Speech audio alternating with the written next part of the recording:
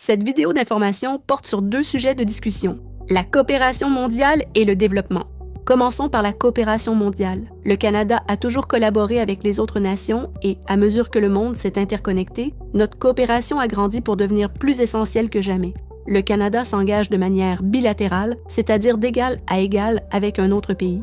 Par exemple, il peut négocier un accord commercial avec l'Australie ou discuter de visa avec le Nigeria. Le Canada participe également à des groupes restreints de pays, comme le G7, le G20 ainsi que l'OTAN.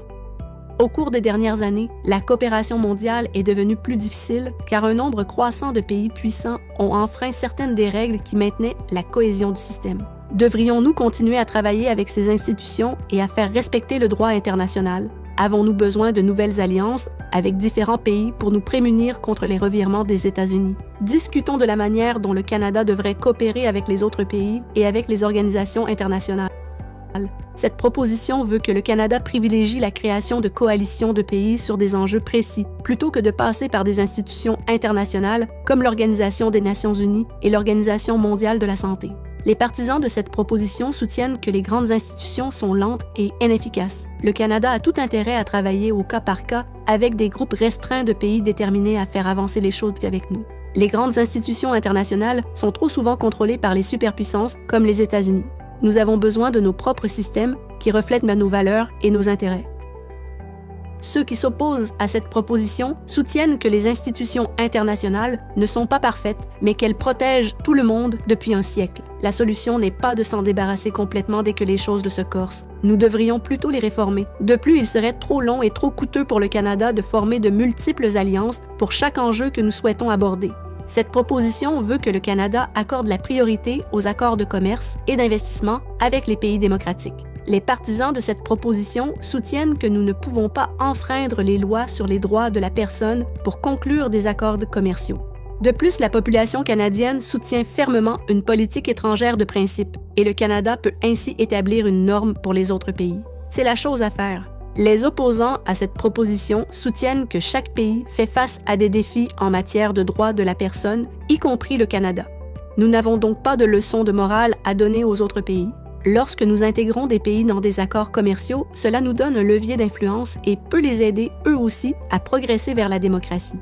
Passons maintenant au développement. Comment le Canada devrait-il envisager sa relation avec les pays plus pauvres? Cette proposition veut que le Canada maintienne son aide au développement parallèlement à l'augmentation de ses dépenses de défense et de sécurité. Les partisans de cette proposition soutiennent que le Canada est un pays riche et qu'il est juste d'aider ceux qui sont moins fortunés sans que ce soit de leur faute. De plus, l'investissement dans le développement permet de prévenir les conflits. Ceux qui s'opposent à cette proposition soutiennent que nous devons donner la priorité aux dépenses de défense en ces temps dangereux et que cet argent devrait plutôt être utilisé pour régler des enjeux locaux urgents.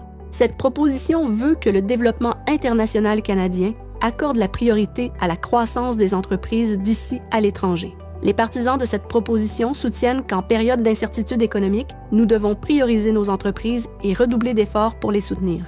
Si nous aidons les entreprises canadiennes à travailler à l'étranger, leur succès pourrait avoir des retombées positives pour l'ensemble de la population canadienne. Nous devrions donc au moins essayer. Les opposants à cette proposition soutiennent que les données démontrent que les subventions ne fonctionnent pas. Dans bien des cas, les entreprises prennent l'argent et le versent aux actionnaires. Donner de l'argent public aux entreprises est une formule propice à la corruption. Cette proposition veut que le Canada continue de mettre l'accent sur l'aide aux femmes et aux filles dans les pays à faible revenu. Les partisans de cette proposition soutiennent que la situation des femmes et des filles dans le monde est intolérable et que le Canada doit jouer un rôle pour améliorer leur vie. De plus, les faits démontrent que si nous voulons améliorer les conditions de vie et sortir les gens de la pauvreté, nous devons nous concentrer sur les personnes les plus laissées pour compte, et ce sont les femmes et les filles. Ceux qui s'opposent à cette proposition soutiennent que nous ne devrions pas prôner les droits des femmes à l'étranger, alors que nous n'avons pas encore atteint l'égalité pour les femmes ici même, au pays. Nous n'avons pas les moyens d'accorder autant d'argent à des priorités aussi précises. Nous devons couper les budgets partout, et cela inclut l'aide aux femmes et aux filles. Maintenant, la parole est à vous. N'oubliez pas que toutes les informations présentées proviennent des documents d'information que vous avez reçus. Veuillez vous y référer pour en savoir plus. Que vous soyez pour ou contre ces propositions, nous aimerions connaître votre opinion. Votre voix compte.